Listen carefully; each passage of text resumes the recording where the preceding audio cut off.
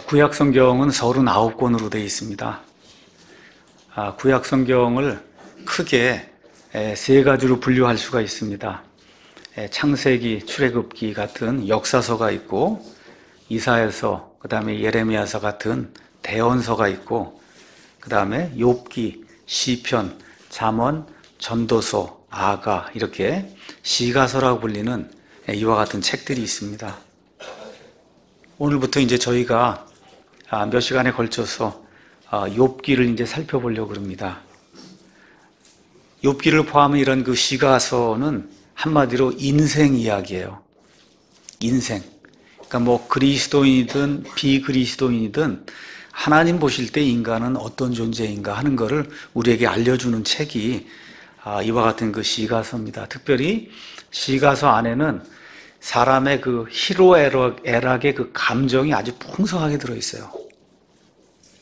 그래서 뭐랄까 저처럼 이렇게 공학을 하고 사람이 좀 이렇게 감성이 풍부하지 못한 이런 사람들이 좀 읽고 뭔가 좀 인간답게 살 수 있는 이런 것들을 가르쳐 주는 책이 그게 이제 시가서입니다. 이 안에 교리도 있어요. 뭐 부활에 대한 거, 창조도 이런 여러 가지 교리가 있습니다. 근데 기본적으로 어떤 교리를 가르쳐 주기 위해서 이게 기록된 게 아니라 교리가 있음에도 불구하고 이거는 인생 사는 교훈을 가르쳐 주기 위해서 그래서 우리에게 하나님이 허락해 주신 그런 책으로 읽고 그리고 그렇게 이해하면서 이 시가서를 저와 여러분이 공부를 해야 그래야 거기서 큰 의미를 이제 발견할 수 있습니다. 특별히 욥기 같은 경우 고난당한 사람들이 하나님을 향해 부르짖는 그런 내용, 도저히 알 수 없는 이유로 사람들이 고통을 당하고 고난당할 때 어떻게 대처해야 되는가. 또 잠언, 전도서 이런 데 가서 보시면 아버지가 인자하게 그 아이들에게 교훈을 주는 그런 내용. 그래서 그 아버지를 그냥 하늘 아버지라고 생각하시고 저와 여러분이 받으시면 지금 이 시간에 하늘에 계신 우리 아버지께서 우리를 어떻게 인도하시고 이렇게 옳은 길로 가라 그렇게 교훈을 주시는가, 이런 내용이 그 안에 이제 기록이 되어 있습니다. 욥기는 기록자가 이제 욥이고 기록 시기는 지금부터 약 4,000년 전, 그래서 주전 한 2100년에서 2200년경으로 이제 우리가 추정을 해볼 수 있습니다. 아브라함이 지금부터 4,000년 전에 살았어요. 4,000년 전에. 그러니까 아브라함 시대, 아니면 그거보다 조금 더 100년, 200년 먼저 시대에 욥기가 기록이 되었다. 욥기는 지금 42장으로 되어 있는데 욥기 1장부터 이제 42장까지 그 전체 내용이 한 1년 동안에 욥에게 일어난 그런 일을 이제 기록한 것이다. 이 정도 저와 여러분이 이해하시면 좋겠고, 이왕 이제 욥을 공부하니까 욥의 이름이 뭐냐, 영어로는 이걸 읽고 잡이라고 그러는 사람이 있어요. 여러분 이게 Job예요. Job는 영어 사전에 가서 보면 가장 많이 나오는 게 잡입니다. 그렇죠? 그래서 이거 읽을 때 잡을 읽으면 안 돼요.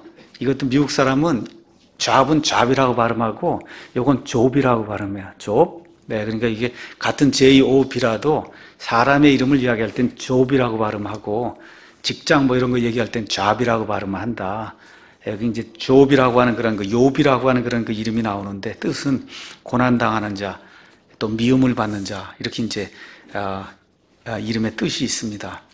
대다수 이제 성경 학자들이 욥은 이제 아브라함 이전에 살았던 사람일 것이다, 이렇게 이제 추정을 하고, 또 어떤 분들은 여기 욥이 이 이야기가 나오는데 이게 비유일 거다, 이게 뭐 실제 이야기겠느냐, 이렇게 생각하는 자유주의자들도 있어요. 근데 하나님께서 성경 에스겔서 14장 14절 그 다음에 20절 가서 보면 욥이 실제 인물이었다고 하나님 말씀해 주시고, 그 다음에 쭉 넘어가서 야고보서 5장 11절 예수님 당시에 야고보가 기록한 그 야고보서에도 욥의 인내에 대해서 이야기하고 있어요. 그래서 욥이 실제로 이 땅에 거했던 실제 인물이라고 성경이 이야기해주고 있습니다. 주제는 뭐 여러분이 욥기 하면 대충 이제 알고 있듯이 욥이 당한 그 시험을 통해서 성도들 가운데 이제 고난당하는 그런 분들, 이런 분들에게 하나님이 어떻게 위로를 주시는가, 또 하나님의 그 인생을 향한 계획이 무엇인가, 이런 것들을 우리에게 알려주는 그러한 그 책이 욥기입니다. 목적은 의인이든 악인이든 누구나 다 고난을 겪을 수 있다. 특별히 요새 이제 유행하고 있는 번영신학이라는 거, 예수님만 믿으면 절대 사고 같은 거 안 나고 애들도 100% 좋은 대학 가고 좋은 직장 갖고, 그렇죠? 감기 한번 안 걸린다, 이렇게 하는 게 이제 번영신학이거든요. 그 번영신학하고 아주 정면으로 딱 이렇게 부딪히는 게 욥기예요. 욥기의 핵심 내용은 의인도 고난당할 수 있다.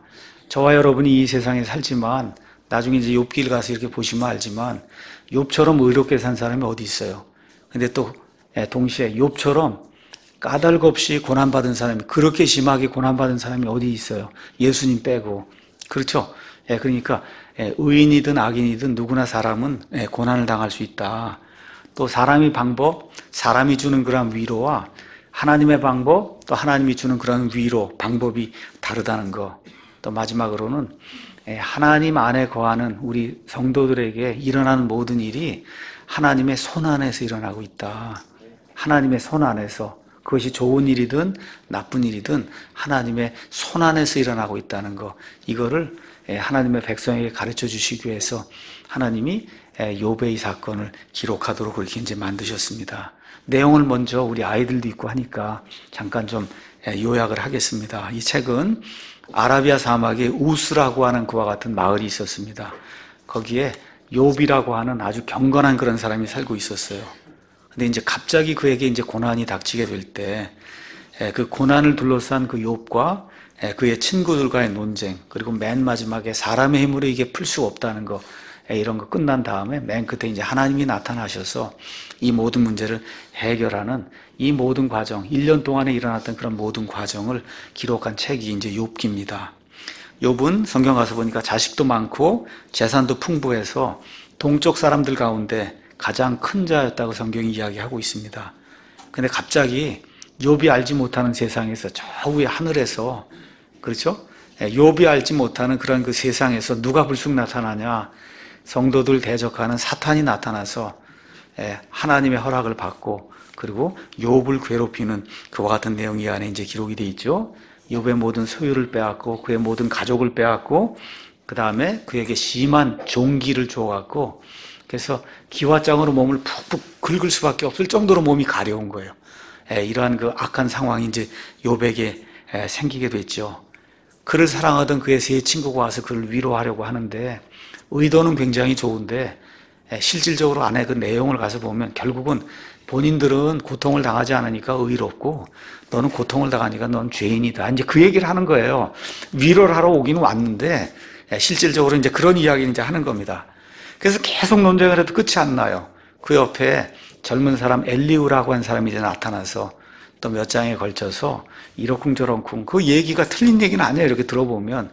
근데 위로나 격려의 말씀이 전혀 되지 않는 그런 말로 욥에게 무언가 충고하는 그런 내용이 나오고, 결국 사람이 이 문제를 해결하지 못할 때 하나님께서 직접 나타나셔서 그래서 욥에게 질문들을 하시면서 결국은 욥이 하나님의 전지전능하심을 깨닫고 하나님에게 순복하면서 회개하며 하나님께서 그에게 모든 것을 다 회복시켜주는 이와 같은 해피 엔딩으로 끝나는 이 책이 욥기입니다. 앞으로 이제 42장을 몇 달에 걸쳐서, 글쎄요, 한 10번이고 한 15번이고 이렇게 걸쳐서 강해를 하려고 그럽니다. 제가 우리 교회 사이트에도 올렸듯이 목사도 무슨 이렇게 참고 볼 만한 이와 같은 그 책 이런 것들이 이제 필요합니다. 그래서 이제 가서 이거저거 이렇게 살펴보니까 우리가 늘 보는 위얼스비 목사님의 그 욥기 강해, 그 다음에 이번에 찾아보니까 영국에 좋은 웹사이트가 있더라고요. 그 웹사이트 이름이 bethinking.org예요. be thinking, 생각하고 있어라, 항상 생각하고 있어라. bethinking.org. 그래서 여기 가서 보니 멜빈 팅커라고 하는 분이 욥기 이 전체를 한 7번에 이렇게 걸쳐서 요약을 이렇게 해놓으셨더라고요. 또 찾아보니까 존 파이퍼 목사님이 한 5번에 걸쳐서 이 욥기를 이렇게 요약을 했더라고요. 그래서 이런 모든 것들을 제가 이제 살펴보고 또 제 나름대로 여러분에게 드려야 될 그런 말씀들이 있고, 그래서 유명한 그런 그 욥기에 나온 그 말씀들과 또 인생을 살면서 우리가 겪어야 될 여러 가지 일들, 이런 것들 중심으로 심지어 하나님의 창조, 그 다음에 부활, 그 다음에 하나님께 회개하는 것, 하나님의 축복, 인생이 무엇인가, 이런 것들을 몇 달에 걸쳐서 여러분과 함께 같이 말씀을 나누려고 합니다. 자, 그러면 무엇을 배워야 되는가? 이게 책이 42장이란 말이에요. 이 안에서 무엇을 배워야 되냐? 첫째, 사람에게는 고난이 있다는 겁니다. 사람에게는 반드시 고난이 있다. 그래서 누구나 다 욥이 고난당했다는 거 누구나 다 알아요. 미국 가서 보니까 믿지 않는 사람들도 하여튼 고난의 대명사는 욥 그래요. 욥. 미국 사람들도, 그러니까 믿지 않는 사람도, 아마 한국 사람들은 그렇게 모를 거예요. 그렇지만 미국은 크리스찬 문화권이기 때문에, 그래서 믿지 않는 사람조차도 어렵고 힘든 일을 이렇게 통과하게 될 때 그 욥의 고난, 이런 걸 이야기할 정도로 욥이 유명한 그런 존재입니다. 자, 이렇게 고난당했다는 사실은 아는데 그 고난당하고 고통당한 목적이 무엇인가, 여기에 대해서는 제대로 아는 사람들이 많지 않아서 우리가 고난과 고난의 목적이 무엇인가, 이 욥기를 우리가 공부하면서 우리가 좀 배워야 될 것 같고, 두 번째는 야고보서 5장 11절에 가서 보니까 이렇게 이제 기록이 되어 있습니다. 5장 11절 제가 읽어보겠습니다. 5장 11절 야고보가 이렇게 기록해요. 5장 11절에 보라, 참는 자들을 우리가 행복한 자로 여기나니 너희가 욥의 인내를 들었고 주께서 주신 결말을 보았거니와 주께서는 지극히 동정심이 많으시며 친절과 긍휼을 베푸는 분이시니라. 이렇게 되어 있습니다. 참는 자들을 우리가 행복한 자로 그렇게 이야기한다. 거기에 대표적으로 인내를 보여준 사람이 성경 전체에서 욥이라는 거예요. 욥. 그러니까 고난과 고통이 오게 될 때 이거를 참고 이기는 인내가 무엇인가, 인내에 대해서 우리가 배워야 됩니다. 그 다음에 세 번째는 우리가 오늘 읽었던 욥기 42장 1절에서 6절, 욥은 결국은 뭘 얘기하는 거냐, 회개해야 된다는 거예요. 그러니까 욥 자신이 이 세상에 내가 어느 누구보다, 심지어 하나님하고 견주어서 내가 의롭다고 할 수 있다, 이렇게 뻑이 든 사람이거든요. 근데 하나님이 나타나셔서 하나님의 전지전능하심을 보여주니까 욥이 펄퍼덕하고 주저앉으면서 어떻게 해야, 내가 회개합니다. 그러니까 욥이 회개에 대한 책이라는 거. 특별히 저나 여러분 가운데 나는 좀 훌륭하고 똑똑하고 의롭고 하나님 앞에 무언가 좀 내세울 것 있는 거, 이런 걸로 생각이 되시는 분들은 욥기를 읽으시면서 인내도 좋고 다 그런데 맨 끝에 왜 회개해야 되고 하나님 앞에 내 자신을 낮춰야 되는가, 이걸 이제 저와 여러분이 배워야 됩니다. 마지막으로 이제 가장 중요한 것이 있어요. 하나님께서 욥에게 내가 왜 이렇게 고통당하느냐, 이거 하나도 가르쳐 주지 않습니다. 근데 놀라운 게 있어요. 하나도 가르쳐 주지 않는데 욥이 하나님이 누구신지를 체험으로 알게 됐어요. 여러분 잘 이해하셔야 됩니다. 하나님이 내가 왜 고통당하는지 내가 가르쳐 주겠다고 말씀 한마디도 안 해요. 근데 욥의 그 1년 동안의 그 시련의 모든 과정을 통해서 하나님이 누구신가를 욥이 뼈저리게 느끼는 그런 내용이 이 안에 기록이 되어 있습니다. 그러니까 욥기를 저와 여러분이 읽으시면서 맨 끝에 어떤 결론에 도달해야 되냐, 하나님이 전지전능하시고 정말 우리의 일거수일투족을 내려다보시고 우리의 모든 삶이 하나님 안에 이렇게 들어있다는 거. 그래서 심지어 어려운 때에도 신실하게 하나님을 섬기고 하나님을 신뢰하고 나가야 된다는 이 교훈을 욥기가 우리에게 주고 있다는 사실을 꼭 기억을 해야 됩니다. 제가 욥기를 어려서부터 이제 성경을 읽었으니까 많이 읽었습니다. 또 목사가 이제 된 이후에 욥기 강해를 해야 되겠다 이렇게 생각한 적도 있었어요. 오늘은 젊은이들 위해서 이제 이야기합니다.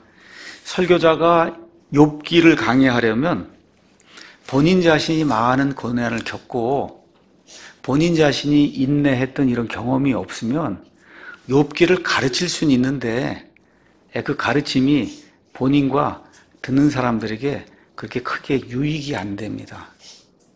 여러분 아시겠죠? 제3자의 입장에서 막 설명을 할 수 있어요. 이게 일이 이렇게 일어났다. 그래서 본인 자신의 그 지식, 그 다음에 앉아있는 분들에게 어떤 지식적인 어떤 것을 줄 수는 있지만 그렇지만 본인이 직접 고난을 당하고 그 안에서 인내하고 그러면서 하나님의 위로를 받았던 이런 경험이 없으면 욥기는 강해하지 않는 게 좋다. 특별히 이제 강해를 하더라도 인생의 후반부에 강해하는 게 좋습니다. 이거 20살, 25살 먹은 사람이 신학교 졸업하고 이런 사람이 와서 욥기를 강해하면 이건 좀 넌센스예요.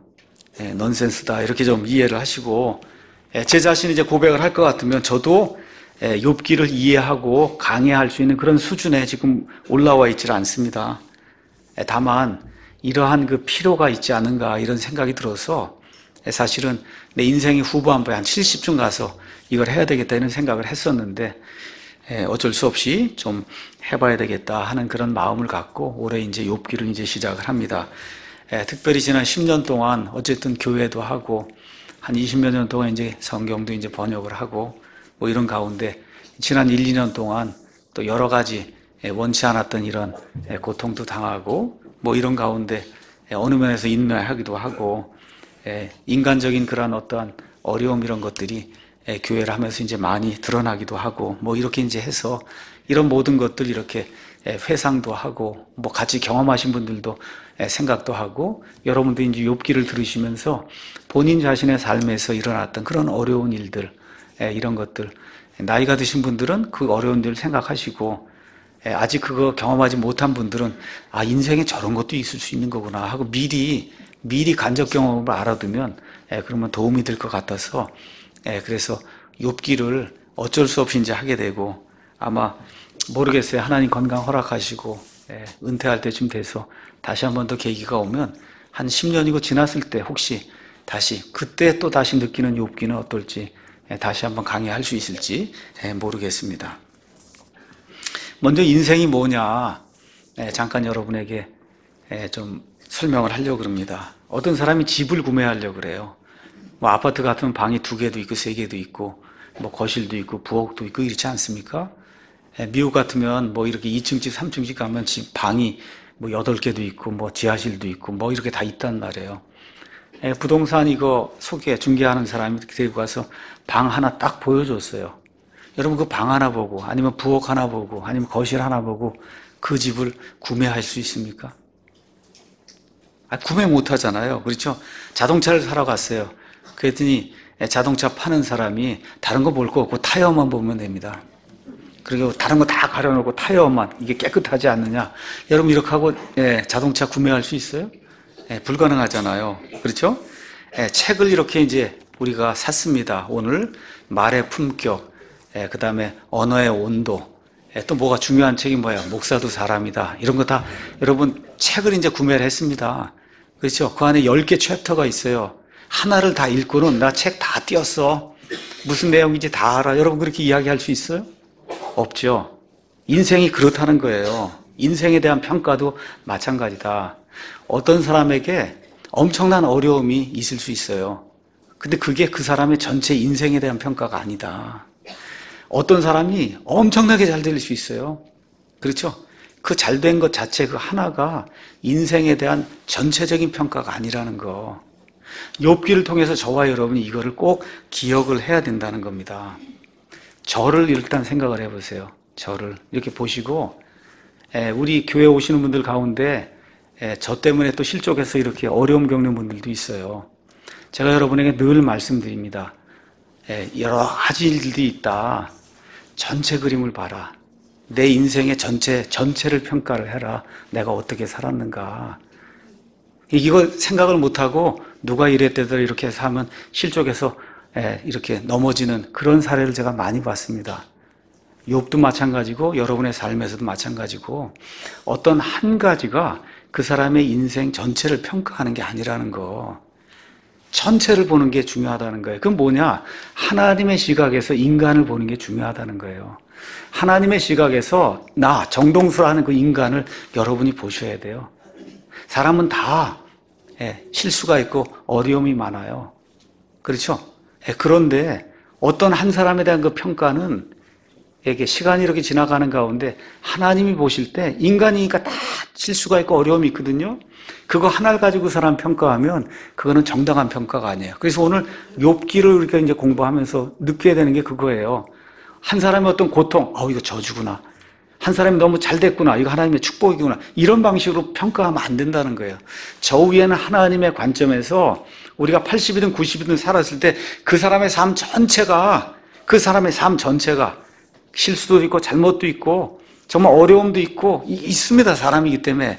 근데 그 사람의 삶 전체가 무엇인가를 그렇게 평가를 해야, 그래 여러분 실족하지도 않고, 이 욥기가 우리에게 가르쳐준 그런 교훈, 하나님이 욥기를 통해서 우리에게 가르쳐주다가 하는 그 교훈이 그거예요.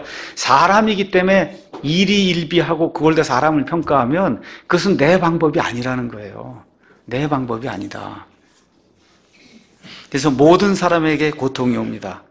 고통이 오면 많은 사람들이 이거 혹시 하나님의 심판 아니야? 하나님의 저주 아니야? 이렇게 생각할 수밖에 없어요. 인간이 그런 구조적인 한계를 갖고 있기 때문에. 또 인간의 역사 경영 한번 보세요. 1940년 이렇게 되면서 나치 독일이 온 세상을 차지하겠다고 전쟁을 일으키고 했을 때 자그마치 유대인을 600만 명을 죽였어요. 지금 이 시간에도 북한 땅에 수많은 동포들이 굶어 죽습니다. 김일성 부자부터 시작해서 지금 3대째 내려오면서 적어도 굶어 죽은 사람, 쫓겨다니면서 죽은 사람 500만 명은 넘을 걸로 제가 보고 있는데, 여러분 이런 것도 보면서 하나님 정말 의로우신 분일까? 이렇게 퀘스천 마크가 안 드세요? 그렇죠. 인간 역사를 왜 하나님 저렇게 인도하실까?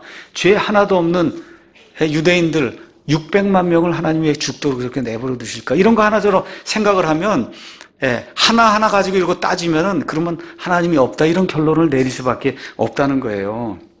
우리 주변의 상황이 좋지 않을 때, 특별히 내 주변의 상황이 좋지 않을 때, 그런데도 선하신 하나님이 나를 지금까지 인도하셨고 앞으로도 인도하실 것이라고 저와 여러분이 확신을 가질 수 있냐는 거예요. 예레미야서에 나와 있는 표현으로는 이 말씀이 이렇게 이제 표현이 되어 있습니다. 예레미야 29장 11절에 너희를 향해 내가 생각하는 생각을 내가 아노라. 하나님 말씀하는 거예요. 그것은 평안을 주려는 생각이요 재앙을 주려는 생각이 아니니 곧 기대하던 결말을 너희에게 주려는 것이라 주가 말하노라. 지금 하나님이 이렇게 말씀해 주시거든요. 그러고 나서 곧바로 어떻게 돼요? 바빌론 포로 생활로 사람들이 잡혀간단 말이에요. 그렇죠? 평안을 주신다고 했는데 결국은 재앙을 통해서 사람 보기에 재앙이잖아요. 바빌론 포로 생활, 잡혀갈 수밖에 없는 이런 일이 생겨요. 자, 이런데도 하나님이 지금까지 나와 함께 하셨고 앞으로도 그 포로 생활 속에서도 나와 함께 하신다고 하는 이런 확신을 저와 여러분이 가질 수 있냐는 겁니다. 하나님이 욥기를 우리에게 주신 그 목적이 욥기 29장, 아까 읽었던 23장 읽었던 그 말씀 10절에 그러나 내가 가는 길을 그분께서 아시나니 나는 모릅니다. 여기 내가 가는 길을 내가 아나니가 아니에요. 내가 가는 길을 그분께서 아시나니 그분께서 나를 단련하신 뒤에는 내가 금같이 나온다. 이렇게 돼 있어요. 단련한다고 이렇게 돼 있는데 이게 철을 아니면 철광석을 재련을 하는 겁니다. 재련. 이게 무슨 얘기냐? 여기 금덩어리가 이렇게 있단 말이에요. 그럼 어떻게 돼 이게? 100% 금이 아니잖아요. 어떻게 됩니까? 재련을 해야 된단 말이에요. 근데 여러분 금이 재련하는 거를 무서워할까요? 무서워하지 않아요. 그리고 재련이 다 끝난 다음에 거기 찌꺼기가 이렇게 남잖아요. 아유 이거 왜 이렇게 나한테 붙어있던 건데 이거 왜 여기다 두고 갈까? 이런 거 걱정하지 않습니다. 원래 이 찌꺼기가 없어야 그게 금이에요. 그렇죠? 지금 욥기가 이야기하는 게 우리의 고통과 고난과 이런 아픔과 이게 인생이라면 누구나 겪는 게 이게 있단 말이에요. 이거 자체가 하나님이 저와 여러분을 재련해서 그래서 금같이 만드는 그런 과정이라고 우리에게 이야기를 해주고 있는 겁니다. 그러니까 욥기라고 하는 이 실화를 통해서 영어로는 이렇게 표현돼요. Grace disguised 이렇게 돼 있어요. disguise는 변장을 한다는 거예요. 그러니까 하나님의 은혜가 변장을 하고 찾아오는 게 그게 고난이다. 하나님의 은혜가 변장을 하고 찾아와요. 어떤 걸로? 고통과 고난을. 그래서 사람이 성숙하게 되는 거예요. 그걸 통해서. 사람을 성숙하게 만들기 위해서 주시는 하나님의 은혜가 그게 고난이다. 이렇게 저와 여러분이 생각을 하시면 될 것 같습니다. 좋은 거 아니에요. 쉽지 않습니다. 견디기가. 근데 이걸 견뎌야 금같이 재련이 돼서 순금으로 나온다는 겁니다. 그래서 이런 것들 기억하시면서 하나님을 신뢰하며 인내하는 것, 그리고 결국은 하나님 앞에 내 자신을 내어놓고 회개하는 것. 이렇게 될 때 하나님이 우리에게 행복한 결말을 주신다. 이 땅에서 안 주시면 하나님이 반드시 저 천국에서라도 주신다고 하는 이런 확신을 저와 여러분이 가지고 살아야 된다고 성경이 이야기합니다. 그래서 그것을 내가 먼저 체험하고 그 이후에 고통당하는 다른 사람들에게 나의 체험을 통해서 하나님 주신 은혜를 나누라고 하나님 우리에게 욥기라고 하는 이런 말씀을 주신 겁니다. 욥을 이제 읽으면서 저와 여러분 꼭 기억해야 될 게 있어요. 그것은 뭐냐 하면 사람이 하나님 앞에 설 때는 있는 그대로 자기의 취약함을 드러내야 된다는 거예요. 하나님 앞에 서서도 뭘 가리고, 그렇죠? 여러분, 사람 앞에 이렇게 뭘 가리면 사람이 안 보입니다, 그게. 근데 하나님 앞에 가릴 거 없어요. 있는 그대로 내 자신을 드러내놓고 아프면 아프다 그러고, 그렇죠? 슬프면 슬프다 그러고, 하나님 도대체 왜 그러냐 그러고, 그렇죠? 어제도 제가 이게 성경을 이렇게 번역하는 가운데 너무 뭐가 어렵고 그러니까 막 그게 나오는, 도대체 왜 이 일을 이거 지금 20몇 년 동안 하는데 이게 도대체 왜 나한테 이게 떨어졌냐. 예. 그냥 그런 말이 막 나오는 거예요, 그게. 예. 여러분 같으면, 성경을 번역하면, 이렇게 거룩하게 이렇게 앉아갖고, 그냥, 그렇죠. 그냥 항상 싱글싱글, 벙글벙글 이렇게 하면서, 너무 감사하다, 꿀같이, 그렇지 않아요, 여러분. 여기 욥기를 읽으시면서 자신의 취약함을 하나님 앞에 그대로 드러내는 그 모습. 근데 하나님 뭐래요? 전혀 하나님 야단치지 않습니다. 그게 중요한 거예요. 그걸 뭐로 표현해요? 제가 인간다움이라고 표현한 거예요. 그러니까 하나님 앞에 설 때는 인간답게 서셔야 돼요. 인간답게. 인간은 나를 만드신 그 하나님 앞에 그냥 이 조그만 아이가 그 아버지 어머니에게 이걸 달라고 간구할 때 인정사정 보지 않잖아요. 그렇죠? 어떻게 해요? 취약한 모습 그대로 가지고 나와서 이야기하는, 그거를 하나님이 기뻐하신다는 거.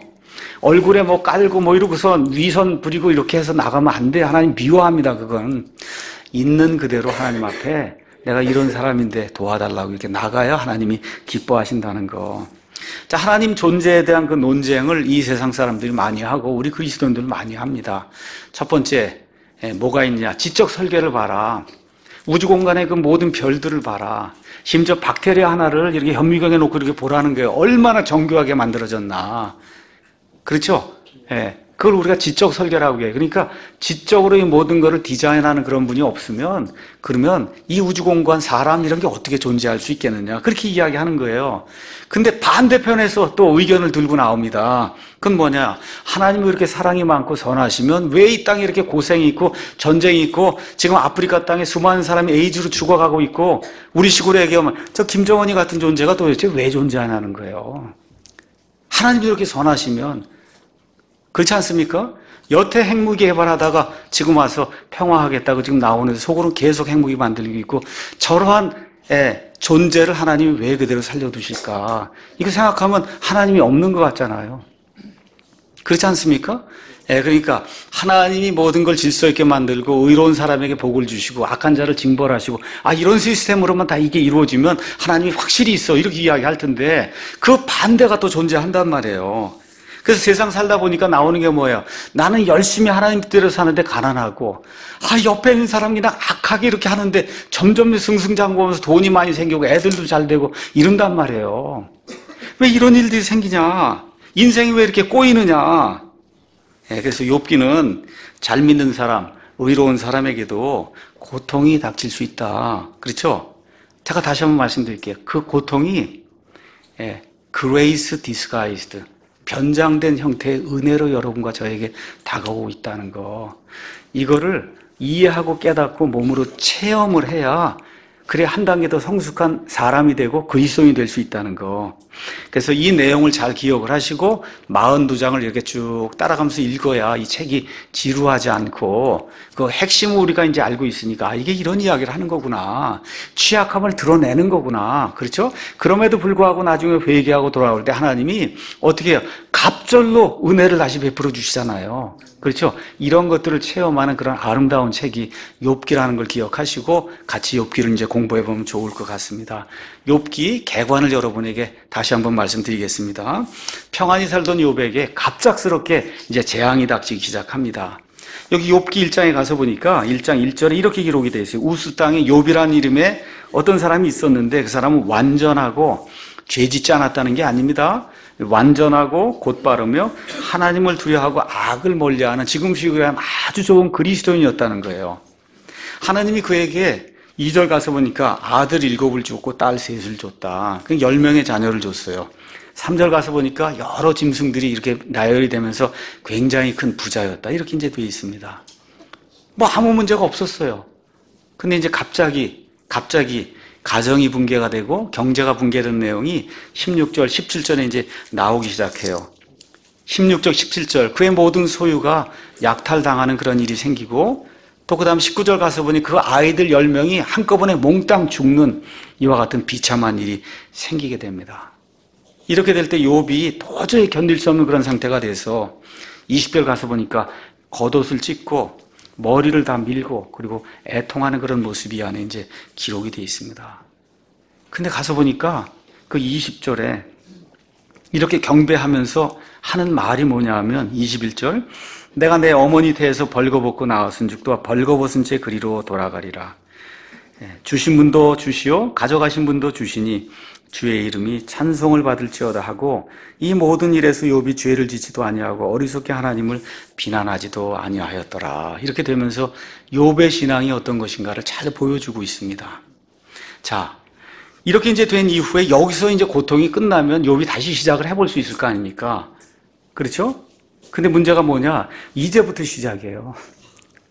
여러분, 모든 경제가 다 무너지고 애들까지 다 죽었어요. 여기서 다 끝나면 다시 이제 시작을 하고 아내와 함께 해서 시작을 하면 좋겠는데 이제부터 시작인데 어디까지? 42장까지 가야 되는 거예요, 여러분. 예.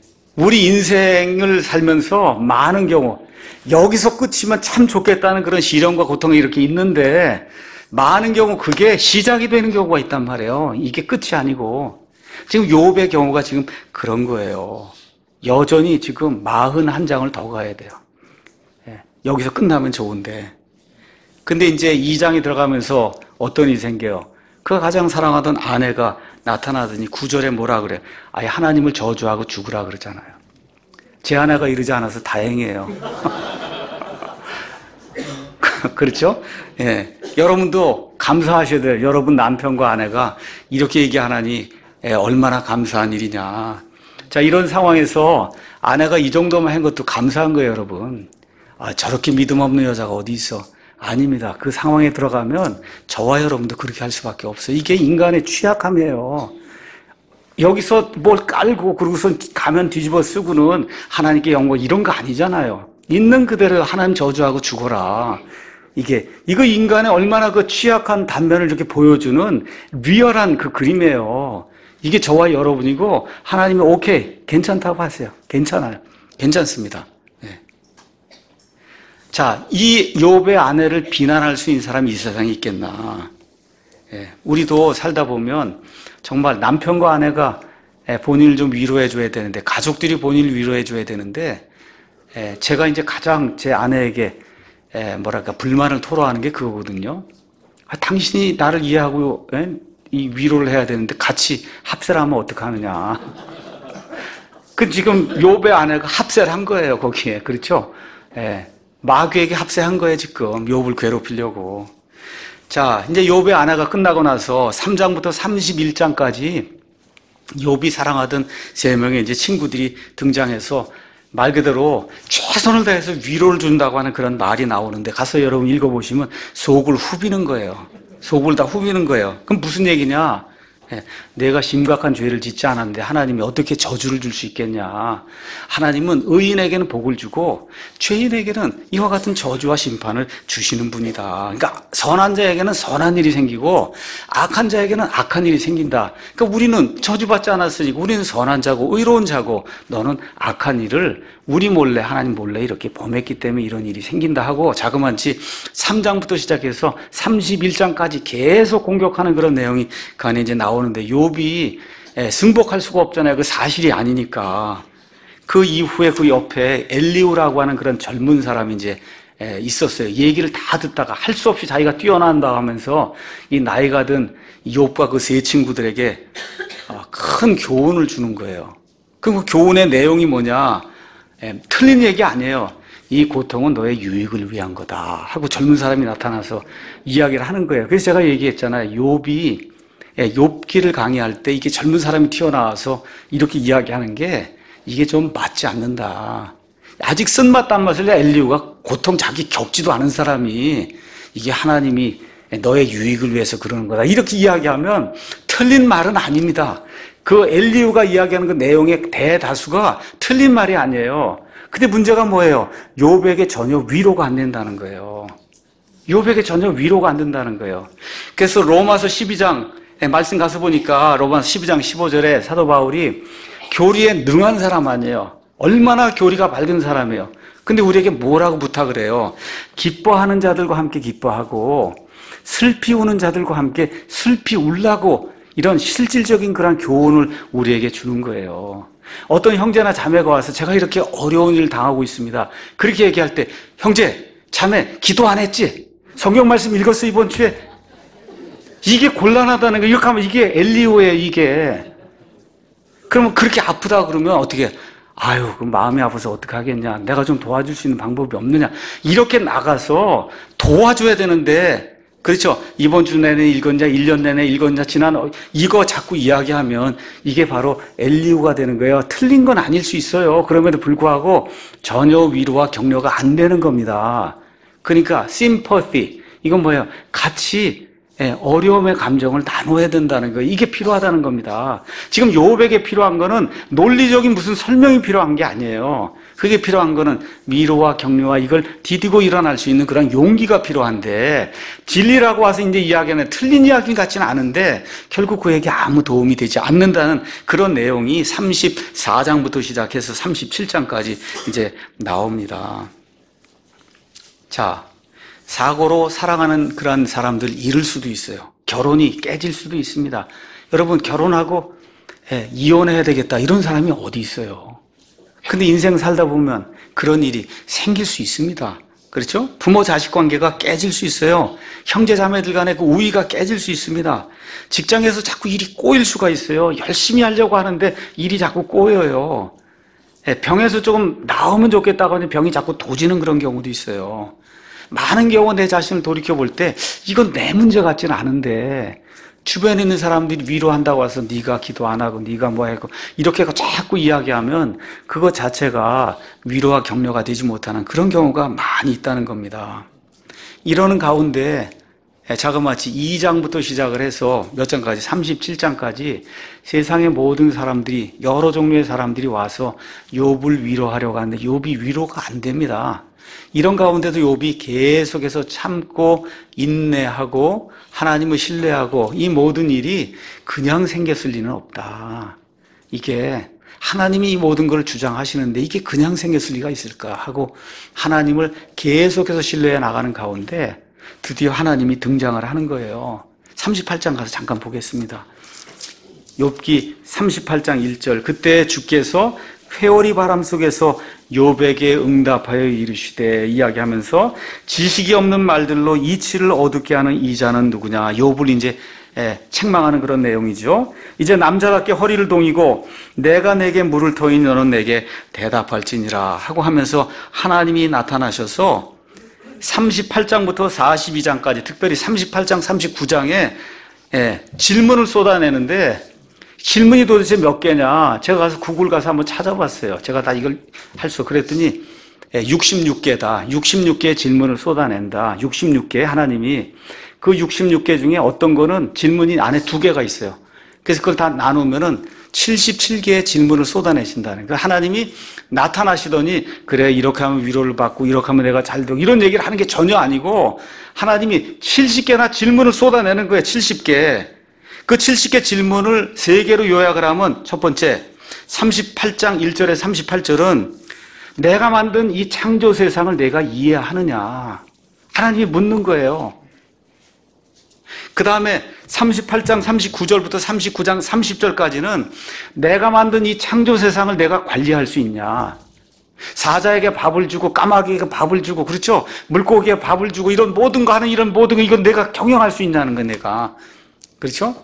그 다음에 마지막으로 40장 6절에서부터 41장 34절에는 커다란 공룡을 하나님이 보여주면서 이 땅에 있는 이런 창조물을 내가 제어할 수 있냐는 거예요. 할 수 있거든 대답을 해봐라 하면서 자그마치 77개, 적게는 66개부터 77개 질문 하나님이 그냥 계속 쏟아내는 거예요. 계속 쏟아내는 거예요. 이걸 욥에게 뭘 가르쳐 주려고 하는 게 아니에요. 욥에게 내가 어떤 존재인가를 이 시련을 통해 분명히 내가 알아야 된다. 이게 내가 이 모든 질문하는 그런 취지라고 이제 이야기를 하는 거예요. 그래서 41장 11절에 하나님이 이렇게 이제 이야기하는 겁니다. 11절. 누가 나보다 앞섰기에 내가 그에게 갚아야 하느냐. 무엇이든지 온 하늘 아래 있는 것은 다 내 것이니라. 그러니까 지금 욥도 내 것이고 저와 여러분도 하나님이 내 거라고 이야기하는 거예요. 내 거기 때문에 내가 모든 걸 다 보고 있다는 거. 내 건데 여러분 자동차 여러분이 관리하잖아요. 그렇지 않습니까? 여러분의 집 여러분이 관리하지 않습니까? 그렇죠? 그렇게 하듯이 이 온 우주 공간에 있는 모든 걸 그게 다 내 거라 내가 내 손 안에서 모든 걸 두고 심지어 지금 내가 겪고 있는 모든 고난과 고통도 내 손 안에서 내가 조절하면서 지금 말 그대로 완급을 조절하면서 결국 끝에 너에게 평안을 주기 위해서 이 모든 일을 하고 있다고 하나님이 말씀을 해주시는 거예요. 77개 질문을 쏟아내는데 하나님이 한 번도 대답을 하지 않습니다. 대답을 주지 않아요. 욥도 물론 대답할 수 없어요. 너가 사자밥 준 적이 있냐고 그렇게 얘기하는데 어떻게 제가 대답해? 아무것도 못하지. 저기 물속에 있는 고래밥 준 적이 있냐고, 새우밥 준 적이 있냐고 하나님 얘기하는데 어떻게 대답을 하니까 대답을 못하잖아요. 그러니까 욥은 할 수 없으니까 못하고 하나님은 대답을 가르쳐줄 필요가 없는 거예요. 뭐만 가르쳐주면 돼요. 이 모든 것이 내 손 안에 있다는 거, 이것만 욥이 느끼도록 만들어주면 모든 게 끝나는 거기 때문에 그 많은 질문하시면서 한 번도 대답을 주지 않습니다. 그렇죠? 어떤 사람이 아니 이렇게 잔인할 수 있냐. 저와 여러분의 삶에 하나님이 어떤 대답을 꿈으로 이런 거 주지 않으면 지금 이 시대에. 그런데 하나님 알 수 있게 만들어주세요. 하나님 알 수 있게. 자, 그래서 지금까지 욥이 선하게 살고 의롭게 살고 하면서 하나님에 대해서 알았으면 하나님에 대해 알았어요. 다른 사람들에게 하나님에 대해 가르쳤습니다. 또 하나님께 기도했어요. 근데 문제가 뭐냐? 그 하나님이 어떤 분인가를 몸소 체험을 못했단 말이야. 몸소 체험을 못했어요. 근데 하나님이 이렇게 77개 질문을 쏟아내고 본인은 하나도 대답할 수 없고 하나님이 한 가지도 답을 주지 않는데 42장 5절에 뭐라고 이야기합니까? 41장. 내가 귀로 듣는 것을 통해 주께 대하여 들었사오나 이제는 내 눈으로 주를 배움나이다. 여러분 하나님 진짜 본 거 아니거든요. 하나님이 누구신지 내가 아주 완전히 뼈저리게 느꼈습니다. 내 삶에 일어난 모든 일 하나님께서 주장하신다는 그 사실을 제가 이제 뼈저리게 알게 됐습니다. 그래서 뭘 깨닫는 거예요? 온 우주 공간에 내가 얼마나 작은 존재인가. 그렇죠? 내가 의롭다 그러고 뻐기고 그렇게 살았는데 실제 보니까 너무 작은 존재라는 거예요. 하나님의 온 세상 모든 창조물 엄청나게 큰 그런 공룡 이런 걸 하나님이 다 보여주시면서 이야기할 때 자기를 보니까 너무 자기가 미천한 존재라는 걸 깨닫는 거예요. 그렇죠? 그래서 어떻게 해요? 제가 잘못했습니까? 하고 6절에 재 속에 앉아서 회개하는 그런 모습이 이 안에 이제 기록이 돼 있어요. 그 회개하면서 하나님 그러면 77개 질문 답을 주시죠. 해요, 안 해요? 답을 달라고 해야 하네요, 욥이. 안 하잖아요. 왜? 답 달라고 할 필요가 없는 거예요. 하나님의 전지전능하신가 위대하심을 다 보고 나서는 더 이상 이 모든 것을 컨트롤하신 분이 하나님이신 줄 제가 몸소 깨달았습니다. 이게 욥기의 핵심이란 말이에요. 자, 그럼 마지막으로 우리는 어떻게 하나님을 알 수 있느냐? 지금부터 4,000년 전에 욥이 살던 시대에는 하나님을 알 수 있는 이와 같은 성경 기록이 없었어요. 근데 하나님께서 우리를 사랑하셔서 우리 손 안에 창세기부터 요한계시록까지 하나님이 어떤 분이시고 하나님이 어떻게 우주공간과 온 우주를 이끄시고 그렇죠? 하나님이 어떻게 인생들을 이렇게 구속하시고 하나님의 아들, 딸로 삼아주시나 모든 내용 하나님과 관련된 모든 내용을 다 알 수 있도록 계시하시고 하나님이 영감을 통해 이렇게 기록해 주셨어요. 욥에겐 그게 없었습니다. 저와 여러분에게 변명의 구실이 없는 거예요. 하나님을 모른다고. 두 번째는 과학을 통해서 하나님을 더 많이 알 수 있게 해주셨어요. 과학을 통해서. 여러분 옛날에 욥 시대에 무슨 현미경이 있었어요? 저기 우주공간에 나란 망원경이 있었어요? 여러분 현미경, 망원경이 두 가지 용도로 써요. 하나는 하나님이 없다 하는 사람들이 보면 하나님 없는 쪽으로 그냥 엄청나게 끌고 가는 거고, 하나님이 있는 쪽으로 가서 보면 이야, 이거 하나 박테리아 하나만 봐도 엄청난 그 안에 지적 설계가 있구나. 그렇죠? 저쪽 우주 공간까지 나가는 저런 망원경을 이렇게 보니까 저 공간에 정말 셀 수 없는 별이 있는데 어떻게 저렇게 질서 있게 돌아가고 있는가.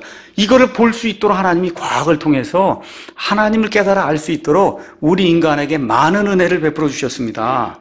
마지막으로 하나님이 사람의 몸을 입고 이 땅에 오셨어요, 직접. 그게 누구예요? 예수님이에요. 욥은 예수님 본 적이 없습니다. 저와 여러분도 본 적이 없어요. 다만 하나님께서 마태복음, 마가복음, 누가복음, 요한복음이라고 하는 4개의 복음서를 통해서 하나님이 어떤 분이신가를 이 땅에서 직접 몸소 보여주셨어요. 어떤 사람을 사랑하고 어떤 사람은 미워하고, 그렇죠? 하나님이 어떤 일은 기뻐하고 어떤 일을 싫어하는가 하는 거를 하나님께서 직접 이 땅에 오셔서 모든 사람들에게 하나님 자신이 누구신가를 보여주셨어요. 그분의 기적들, 폭풍우를 잠잠하게 하고 물 위를 걸어가시고 심지어 죽은 자를 살리시고, 그렇죠? 본인 자신이 죽었다가 살아나셔서 부활이 있다는 것을 직접 입증해 주셨단 말이에요. 하나님이 직접. 그렇죠? 그래서 이 모든 것이 이제 이해한 다음에 맨 마지막에 요한복음 20장 28절, 예수님 꼭 만나서 십자가에 그 못 자고 이런 거 내가 봐야만 믿겠다고 하던 그 도마가 예수님을 보고 나서 20장 28절에 뭐라 그래요? 나의 주시며 나의 하나님이십니다. 이렇게 고백하잖아요. 나의 주시며 나의 하나님이십니다. 그래서 요한복음 15장의 유명한 포도나무 가지, 나는 포도나무요, 그렇죠? 내 아버지는 농부시고 너희는 가지다. 근데 어떻게 가지를 자꾸 잘라낸단 말이에요. 어떻게 열매를 많이 맺게 하기 위해서. 욥기를 통해서 저와 여러분 배우는 거는 이 잘못된 가지를 베어내는 거, 이걸 통해서 많은 열매를 맺도록 하기 위해 하나님이 이 일을 하고 있다. 이 일 중에 인간에게 가장 필요한 것이 뭐냐? 고통과 고난과 슬픔과 애통이라는 거예요. 여러분과 제가 어려움 겪으면서 눈물을 흘릴 때, 그 뜨거운 그 눈물이 흘릴 때 인간이 가장 인간답게 되는 거예요. 그래서 고통의 빵을 먹어보지 않은 사람하고는 이야기하지 마라. 고통의 눈물을 흘려본 사람이래야만 인간이 어떤 것인가를 정확히 깨닫고 하나님이 얼마나 놀라우신 분인가를 깨닫고 그분의 은혜를 깨닫고 털퍼덕하고 주저앉아서 주여 주님의 은혜만 기다립니다. 그렇게 이야기할 수밖에 없는 거예요. 이 한국의 이런 상황, 이런 거 모든 거 보면서 요 근래에 제가 느끼는 게 그겁니다. 털퍼덕 주저앉았어요. 주여 하나님의 은혜 외에는 이 나라가 살아갈 수 있는 방법이 없사오니 하나님께서 이 시간에 이 나라의 은혜와 긍휼을 베풀어 주십시오. 그렇게 기도하고 있는 겁니다. 자, 그래서 이런 모든 것들을 보면서 예수님이 어떤 분이신가 여기로 이제 귀결이 돼서 히브리서 4장 15절에 우리에게 계신 대제사장 예수님은 우리의 연약함의 감정을 몸소 느끼지 못하시는 분이 아니요 모든 점에서 우리가 똑같이 욥처럼 시험을 받았다는 겁니다. 저와 여러분처럼 시험을 받았다는 거예요. 그런데 죄는 없으신 분이시니라. 이 모든 것을 예수님이 다 담당하시고 우리의 어려움과 고통을 아시기 때문에, 그러므로 우리가 긍휼을 얻고 필요한 때에 도우시는 은혜를 얻기 위해 은혜의 왕자로 그냥 나가는 게 아니에요. 담대한 심정을 가지고 나가야 된다. 그렇게 성경이 기록을 하고 있는 겁니다. 그래서 이번에 욥기 시리즈 강해를 통해서 인간에게 오고 있는 고통과 어려움, 저와 여러분이 매일같이 닥치잖아요. 이것이 하나님의 손 안에 이루어지고 있다는 거, 이거 여러분과 제가 확신하시고 참고 기대하던 그 결말을 바라면서 인내하며 나갈 때, 내 자신의 죄악된 모습, 부족한 모습을 매일같이 하나님 앞에 고백하고 나아갈 때 결국 하나님께서 이 모든 일들을 통해서 하나님의 영광을 위해 우리에게 복을 내려주신다고 하는 이와 같은 교훈을 배우고 이 교훈 가운데 거하는 우리 모두가 되기를 예수님의 이름으로 축원합니다. 기도하겠습니다.